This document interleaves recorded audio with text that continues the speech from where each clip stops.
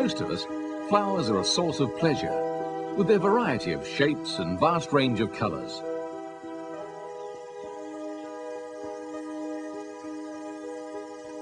They're used to brighten our homes and gardens. And their bright blooms also bring colour to our city streets.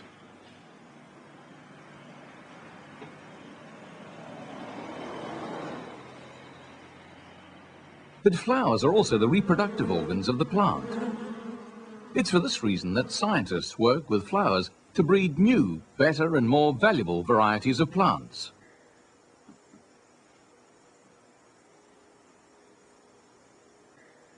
A flower is therefore not just decorative, but plays an important part in plant reproduction.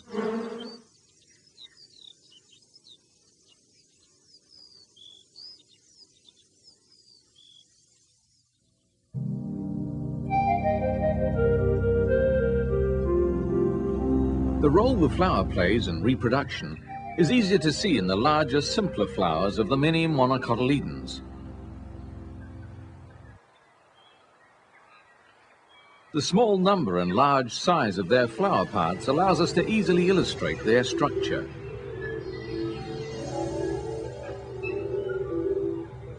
Each flower has 3 sepals,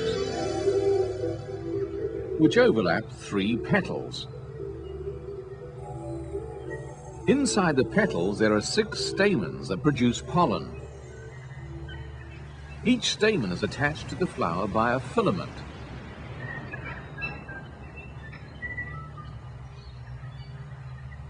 The enlarged sac at the tip of the filament is called the anther. Inside the anther there are 4 microsporangia. Each microsporangium is nourished by a layer of surrounding cells called the tapetum.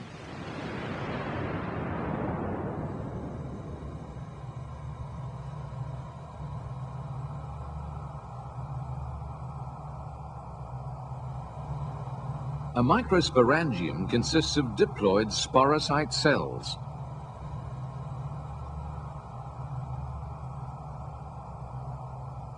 The cellulose walls of these cells are soon replaced by a layer of callose. Each sporocyte now divides twice by meiosis. This creates 4 haploid microspore cells, each with 1 set of chromosomes. This group of adhering microspores is known as a tetrad. Soon the callose is removed and sporopollenin begins to form on the surface of each cell. The surrounding tapetum now releases additional sporopollenin.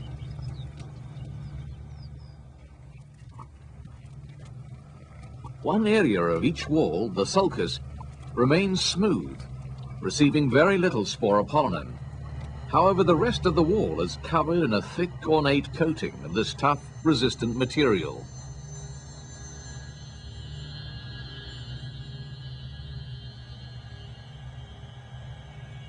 Each microspore nucleus now divides by mitosis.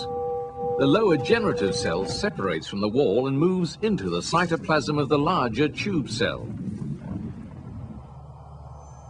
This is the immature male and is known as a pollen grain. Before it is released, the pollen grain accumulates nutrient reserves. Finally, most of the water is lost, and the pollen grain enters into a resting state.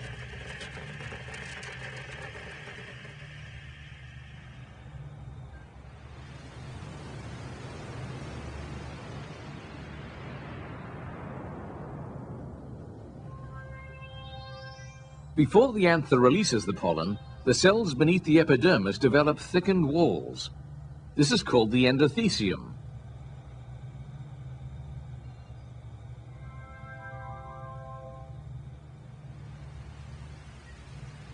When the pollen and the anther mature and dry out, the endothecium shrinks. This tears open the anther between each pair of microsporangia, allowing the pollen to escape.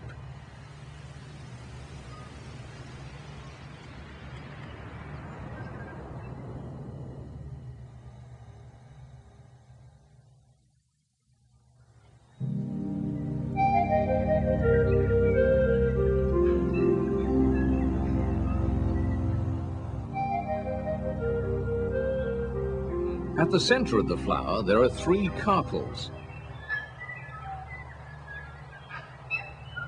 At the base of each carpel, there is an enlarged ovary. A slender style extends from the ovary.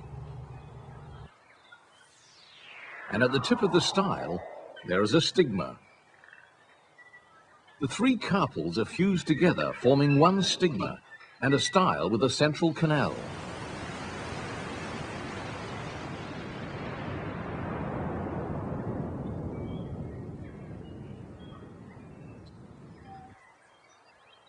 The base of the canal leads into each of the 3 ovaries.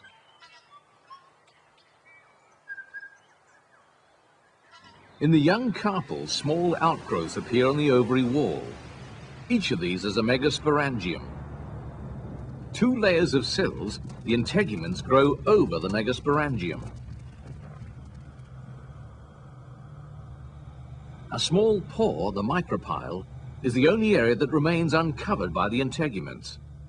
This entire structure is called an ovule.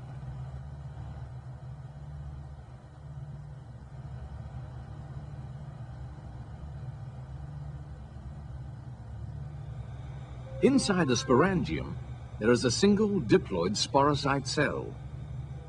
The diploid sporocyte divides by meiosis to form 4 haploid nuclei, each with one set of chromosomes.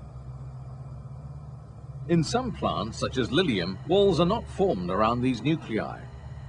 But in the majority of flowering plants, walls are formed around each nucleus, resulting in 4 megaspore cells. 3 of these then degenerate.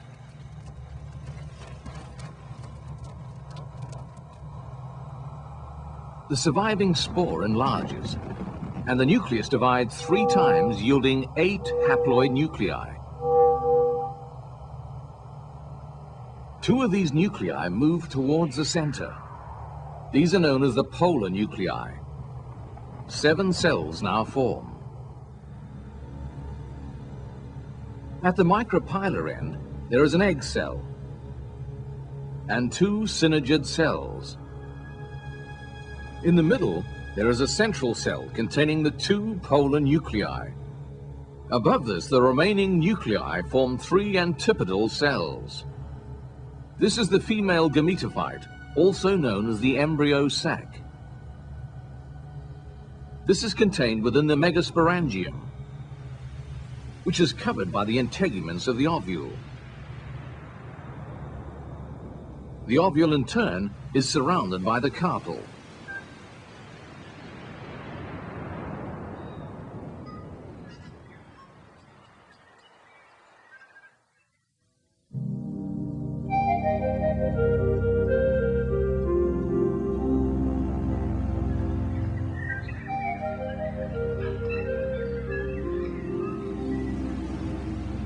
The transfer of pollen to the receptor surface of the stigma is called pollination. This happens by various means, such as wind, insects, or other animals.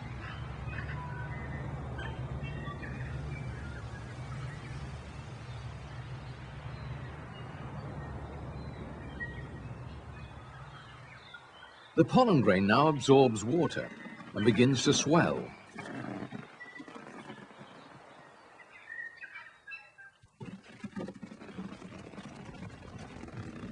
A pollen tube soon emerges containing the tube nucleus and the generative cell. The generative cell divides to form 2 sperm cells.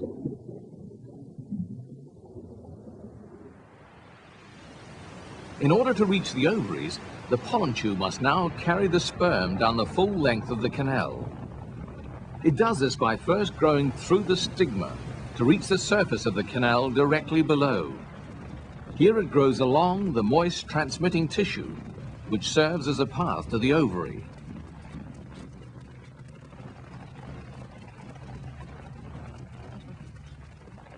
Pollen tubes have a very fast rate of growth, often several micrometers per minute. This growth is localized at its tip.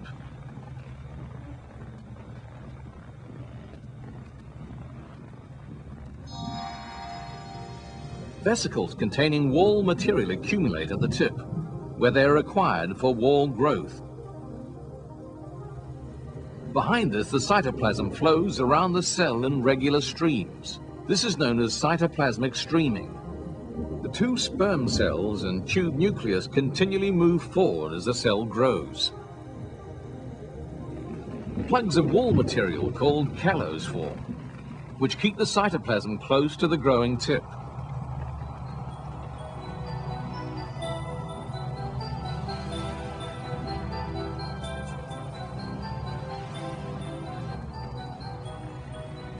When the pollen tube reaches the base of the style, it grows into one of the 3 ovaries.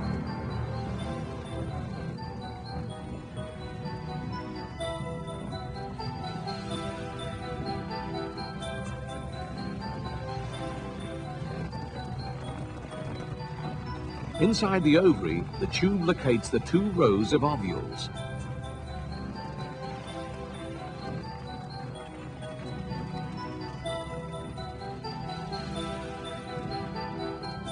Approaching an ovule, the pollen tube grows into the micropyle, where it penetrates the megasporangium.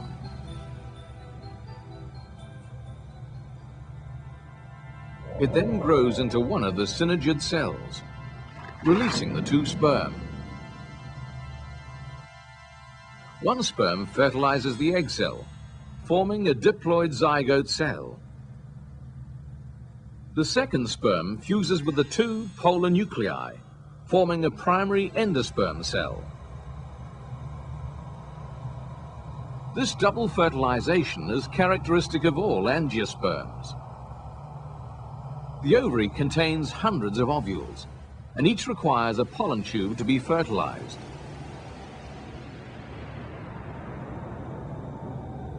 To accomplish this, the style supports the growth of a large number of pollen tubes.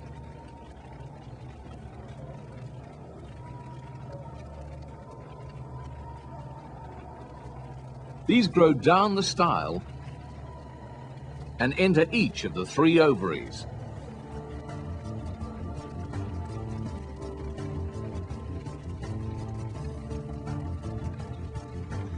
When the pollen tubes enter an ovary, they each locate and fertilize an ovule.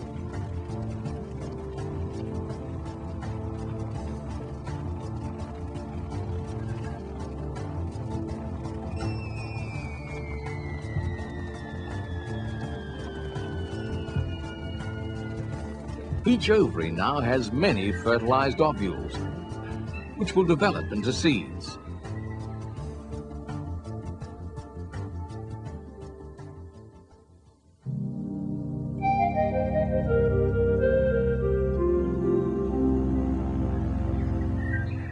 After the ovules are fertilized, the flower undergoes several changes. Many parts begin to wither. Eventually, these parts are shed. Only the ovary remains healthy and firmly attached to the stem. Inside the ovary, the ovules are now about to undergo many changes. Each ovule contains 2 fertilized cells. The nucleus of the primary endosperm cell begins to divide to form endosperm tissue with no cell walls.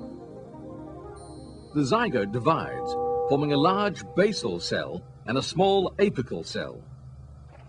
The basal cell produces a chain of cells called a suspensor, and the apical cell gives rise to an embryo. The suspensor now begins to transport nutrients into the young embryo. In monocotyledons, a single seed leaf or cotyledon forms.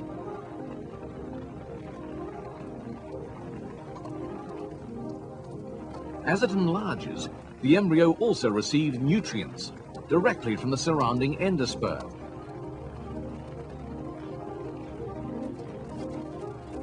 During this time, walls slowly form within the endosperm tissue. A tiny shoot tip forms on one side of the embryo.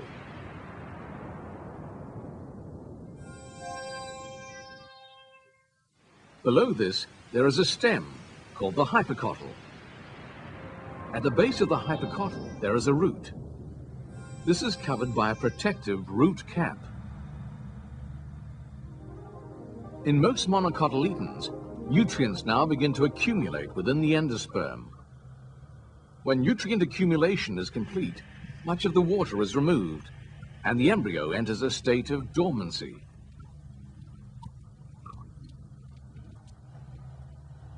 However, a different sequence of events takes place in the ovules of most dicotyledons. In these ovules, the growing seed leaves accumulate nutrients and absorb all of the endosperm.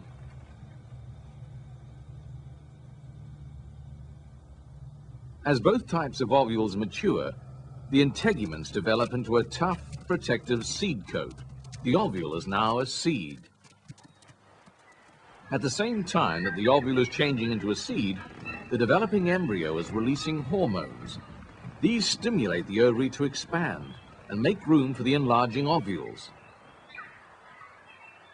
In this way, the ovary wall expands and is transformed into a fruit.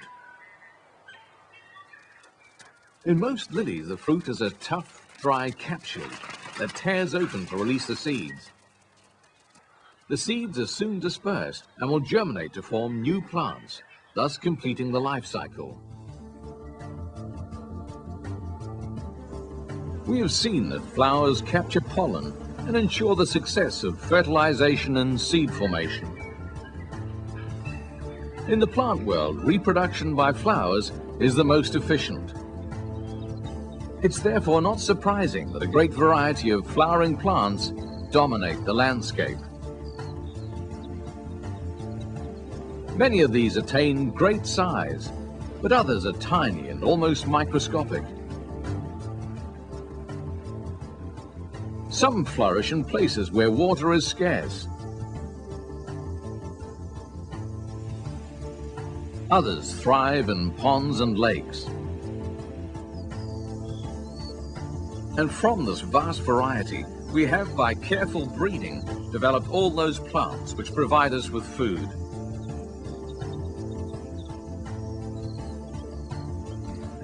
With the great variety of flowering plants, the world in which we live is indeed a very colorful place.